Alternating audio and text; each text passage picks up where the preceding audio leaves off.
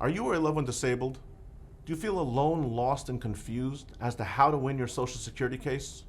If you're watching this video, it's probably because you have so many questions and you're desperately looking for the answers. Hi, my name is Avi Leibovic, and I'm the owner at Benefits for All and the lead attorney at Avi Leibovic Associates.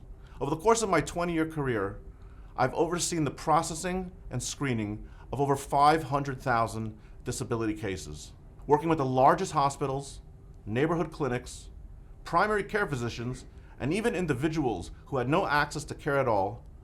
My strategies for how to win the case have made me one of the top experts in Social Security law in the entire nation. My life and my career were going great. And then one day it all came crashing down. It started first with some abdominal pains. And before I knew it, I'd been admitted to the hospital several times and I required multiple surgeries. I found myself unable to work and disabled and in desperate need of my own benefits. I understand exactly how you feel. I was in your shoes. And I'm going to take you through the process and help you and give you everything that I know so that you can win your case. I'm recovered and I'm back at work. And I have a newfound passion for helping disabled people because I myself have been there too. Call our office today for a free screening and to see how we can help you with your Social Security case. At the same time, enjoy these videos and webinars that we've prepared to help you understand how to win your Social Security case.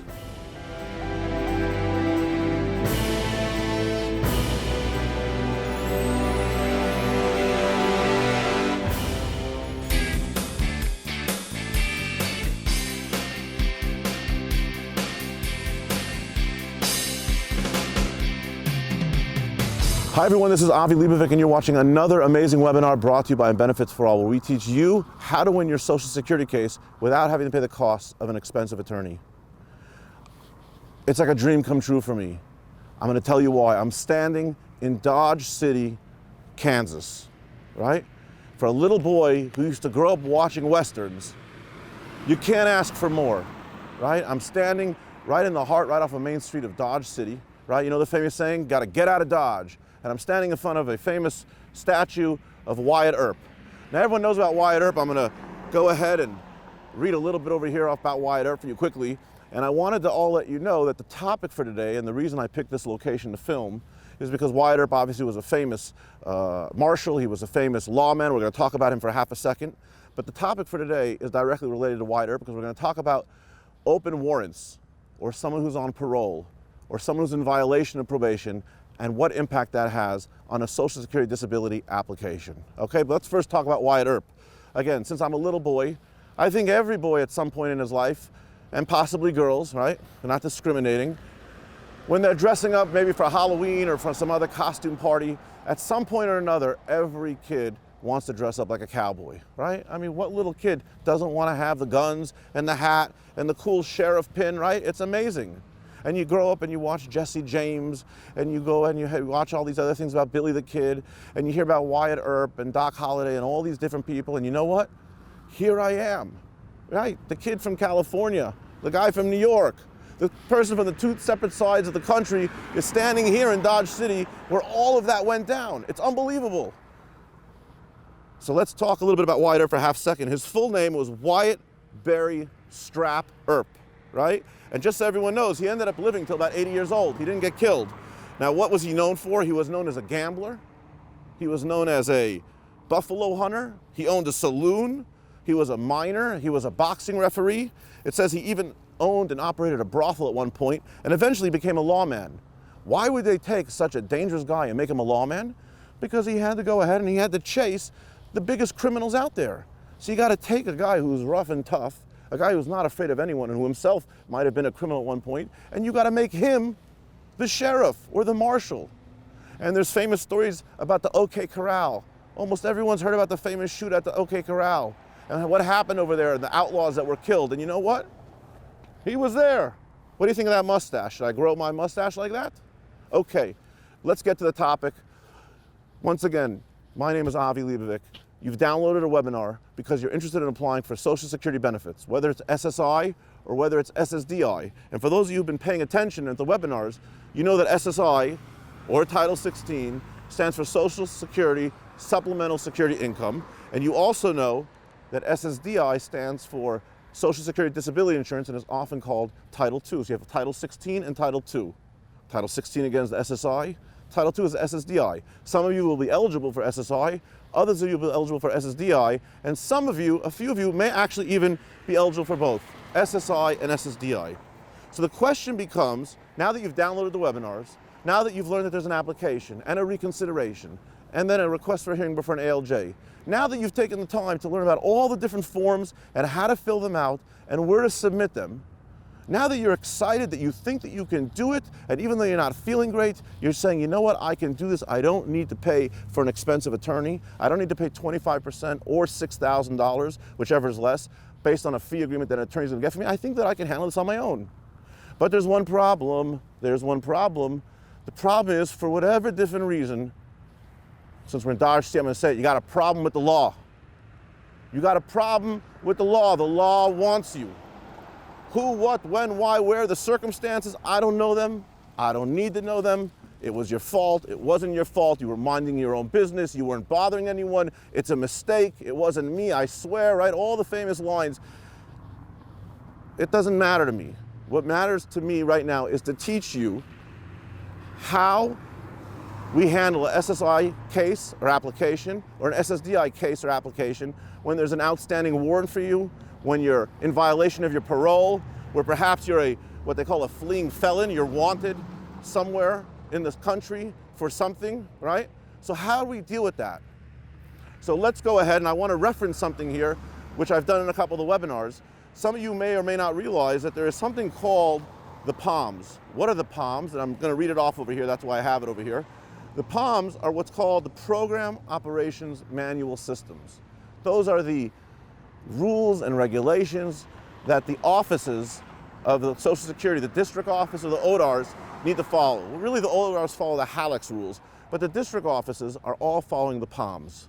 Okay, and if you need to look this up, you can either go on SSA.gov, and in the search bar you can put the following number in, or you can just go to Google or Bing or any other search engine you want, and you can put in the following words: SSA, POMs, P like Paul, O like Orange, M like Mary, S like Sam, POMs. And then here's the number. It starts with 2 letters, SI, like super, and I is India, SI 00530.001. One more time, 00530.001. So let's talk about exactly what you need to know, and again, I'm gonna reference some of my notes over here. The bottom line is like this. There are so many people that I've met over my career, right? You have to remember, I've told you in different webinars, I've had the privilege to represent over 100,000 claimants in my experience. And I have to tell you, when you represent over 100,000 claimants, that's right, 100,000, you heard correctly, it's not an exaggeration.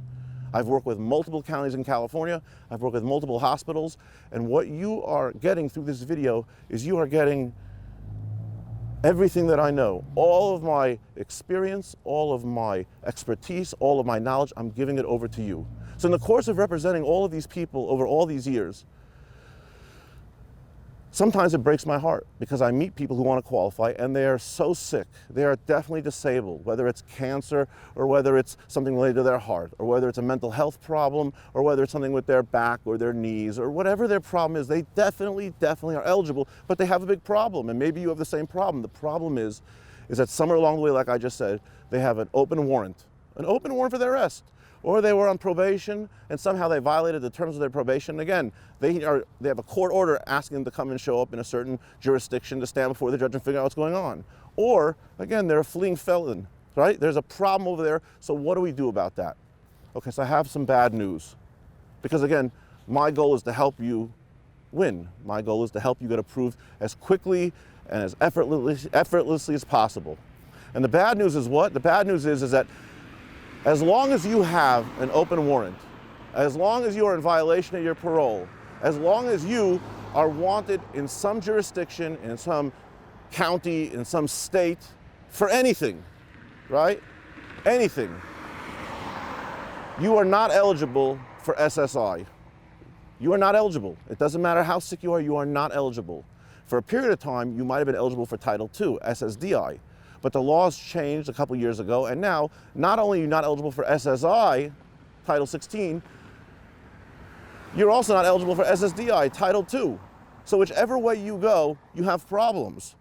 And the only way you're going to be eligible, and the only way you're going to get your money and your Medicaid, if it's filing for SSI, and potentially eventually your Medicare if you're filing for SSDI, is if you go and you take ownership of whatever the situation is, and you go to the court, and you go before the judge, and you figure out what you need to do to either A, fulfill your requirement with the court, which might mean perhaps some minimal jail time, or I don't know, maybe it's more than minimal, or option B, if there is an error, if there is something that's wrong, you go and you clear it up. You work with the judge to quote unquote clear your name, clear your record. Only once your record is clear, only once the court orders for your arrest or for your presence in a court or for whatever it is, only once that is clarified and cleared up will you be eligible again to receive your benefits. As we go ahead and we look at the POMS SI 00530.001, we see, and I'm going to go ahead, I'm just going to read one or two things. It says that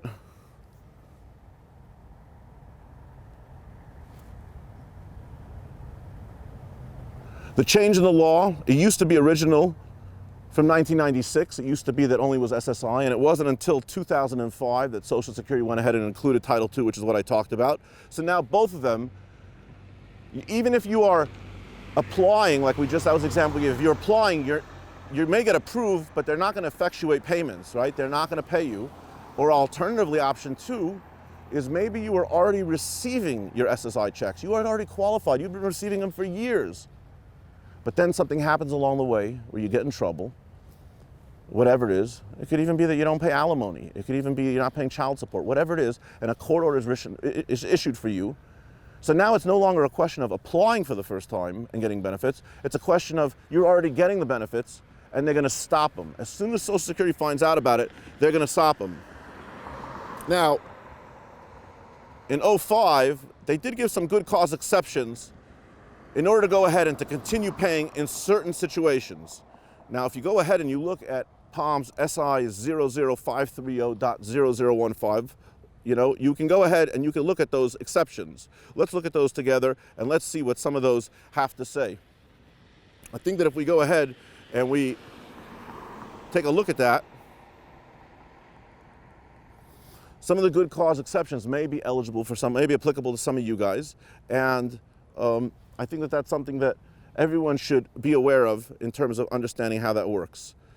So there's different ways in terms, first of all, the source of reporting that the Social Security Administration is going to go ahead and they're going to verify whether or not you even have a warrant out for your arrest. There's something called a first party report, which could either be issued by maybe an authorized representative. If you have an attorney who tells Social Security that you have a warrant out, it might be a guardian, it might be a beneficiary or a representative payee. There might also be a paper that comes in either a letter or a telephone call or a fax that comes into Social Security, or even through the face-to-face interview. You have to remember that before you get approved, you have to have some face-to-face interviews, and you may disclose that to the district office, and you may explain what's going on. Now, whether you explain it to the field office, the district office, whether you explain it to the processing center that pays you, or whether you explain it to the ODAR, all of those individual entities, the sections, the district office, the ODAR, and the payment centers, all have the ability on their own to go ahead and to effectuate the stop or the cessation of your payments. You have to understand too that in many cases, this information may come to them according to, again, POMS, this one's GN 02613.150. If they find out through a media report, maybe a newspaper, if there's a neighbor who calls them, if there's a law enforcement that contacts them, right, they can also find out for that. But usually they're going to go ahead and they're going to find all this information out when they run your name. Now, we were talking about good causes over here, so let's go back into the good causes and let's determine whether or not we can go ahead and we can work around this. And again, I'm going ahead and I'm referencing my notes. The notes are a little bit easier sometimes to read at nighttime as opposed to a piece of paper, so I hope that you'll understand. Let's go ahead again, and the one you want to go ahead and reference for the good cause is SI 00530.015. So let's see what that says over there. First of all, that one makes a reference to a Martinez case. So if you're going in and you have a warrant and now you're going into a district office to talk about presenting a good cause why the warrant should not affect you, the keyword, the buzzword, right? This is why you've downloaded this webinar, so that an attorney like me can give you the right words to say. The key is you're going to say to the office that you are going ahead and you're going to explain what's happening using the Martinez ruling. The Martinez ruling. And what does the Martinez ruling say? It says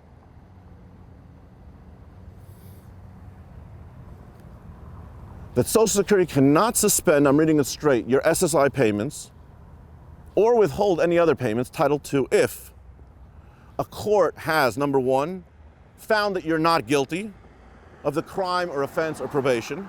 Number two, they've dismissed the charges against you. Number three, they vacated the warrant, or they issued any other type of exonerating order, right? Now, those is one way where you can go ahead and you can tell the district office or the ODAR or the payment center how this is being resolved, and then you would follow that up with paperwork to give it to them. But what are the good causes?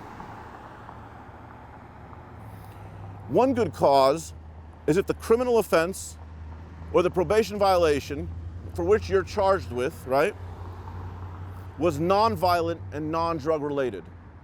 So that means you can go ahead, and even though there's a statute that says that your payments have to stop, if you can write a letter to them telling them, hey, it is true that I'm wanted, it is true that I have to resolve this warrant or this order, whatever it is, but you know what? That offense is not drug related, and it was not a violent crime. That is one potential good cause. A second one is that you could say that you were not convicted and you did not plead guilty to any other felonies since that warrant was issued, okay? And then three, the law enforcement agency that issued the warrant reports that it will not extradite the fugitive and is willing to act on the warrant. So that may mean, let's break this down carefully, that when you go ahead and you explain to the Social Security office, hey, you know what, it's true I have something that's unresolved. It's true that there's a warrant out for me, but I want to tell you something. I'm either going to tell it to you verbally and then I'm going to write it in a letter. What you need to understand is that you need to tell them, number one, it was a non-violent, non-drug related crime. Number two, it has to be all three. You were never convicted of any crime other than that one since that time. And number three, you contacted the law enforcement agency or the court, and maybe it's another state, and maybe it's something small. Let's say you had a jaywalking ticket, right? And you didn't pay the jaywalking ticket or something silly like that. And you contact the court, and the court says, well, you still have that ticket, and we've issued a warrant for your arrest, but we're not going to extradite you from another state to come back. And you can get a letter showing that. All three of those are good causes. Another good cause, according to the POMS, is if the criminal offense or the probation parole violation for which you're charged was non-violent and non-drug related. That's number one. Number two, you were not convicted of any other crime since then. Or number three, you lack the mental capacity to resolve a warrant, as evidenced by one of the diagnosis codes in the disability sections over there, right? So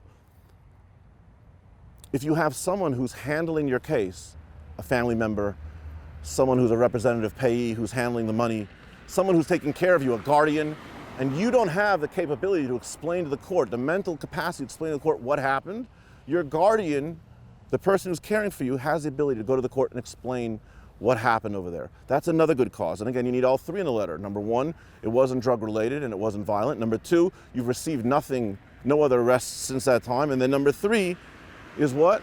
Is that you lack the mental capacity to deal with it. So you need to have someone who is helping you with this application, or in general, if you've been already on the program and now it's being suspended, you lack the mental capacity to what? To explain what happened.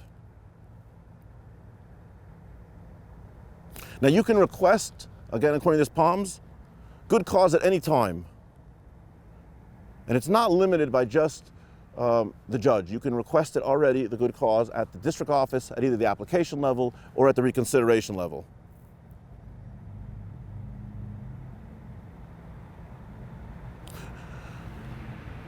This can only be done within 90 days, according to the POMS. Within 90 days of Social Security finding out what exactly you have an arrest for, what exactly you're wanted for. You have only 90 days from that time from when you receive a letter to go ahead and give it to them. And finally, we said earlier on that that it has to be an official notification, right? That there really is an arrest letter for you, or we said it has to be an official notification, like we said before, that the court is not going to extradite you. So what the Palms is saying here is not enough to just say, well, I called them and I took care of it. You're going to have to get a letter, according to this, that is either on the letterhead of the court or a copy of the court docket. You can get a copy, a screenshot of the court docket that shows that the charges were dismissed. That would work, right? Or if you're able to get a copy of a court decision, that would work.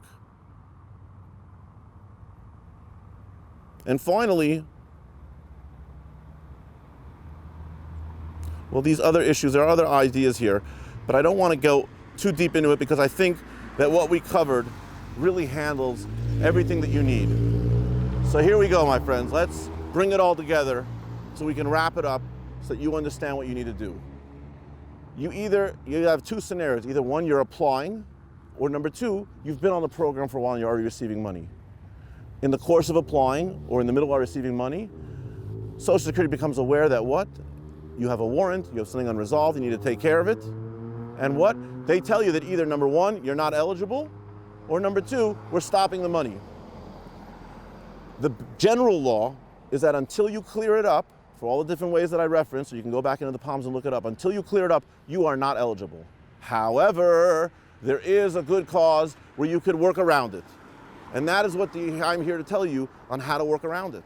I told you, and we learned before, that if you can establish that it's a non-violent, non-drug related crime, if you can establish that you haven't committed any other crimes since that time and no other arrests have been made, and finally, if you can either establish that we said that you don't have the mental capacity to take care of it, or B, it's been dismissed, right? Then you are able to go ahead. Not that it's still standing, but they're not going to extradite you. My apologies. It's still standing, but they're not going to extradite you. So again, the three reasons. If you could show them the good cause that number one, we said it's non-violent and not drug related. Number two, you haven't been arrested since that time. And then number three, either A, they're not going to extradite you from another state, or B, you don't have the mental capacity to explain what happened, then you may qualify for a good cause reason why your Social Security benefits should not be stopped, or they can move forward in processing your application, your recon, your hearing, your approval, and get you paid. And there you have it. You have to resolve the warrant. You have to resolve what's out there, either by going in and taking ownership and doing the jail time or paying the fine or doing whatever it is, or going ahead and using a good cause. Those are your only ways. Otherwise, you're not going to get it. Now, of course, if you don't want to do that and you want to stay on the run, just look at that mustache. If you're not afraid of the legend of Wyatt Earp, if you're not afraid of his tough personality, if you're not afraid of that long gun, look at that long gun, you definitely should be afraid of that mustache.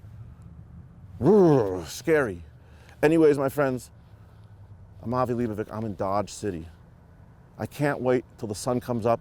I'm going to walk down Main Street. I'm going to go into the old stores. We're going to shoot some more webinars. We're going to check out this place inside and out, right? Because again, as a little kid, I grew up, and who doesn't love cowboy movies? Who doesn't love, the idea of outlaws and a shootout at the OK Corral and just all that fun stuff? These webinars are here for you. I'm trying to help you win your case, and I'm trying to help you get approved. You can do it on your own if you watch these webinars and you understand exactly what needs to be done. Okay? My name is Avi Leibovic. Go to www.andbenefitsforall.com. I wish you the best of luck, and once again, trust me when I tell you that if you follow these webinars step by step, piece by piece, I will teach you how to win your Social Security disability case without having to pay the cost for an expensive attorney. Until next time, my friends, feel good and watch out for that mustache. In the meantime, I gotta get out of Dodge. I'll see ya.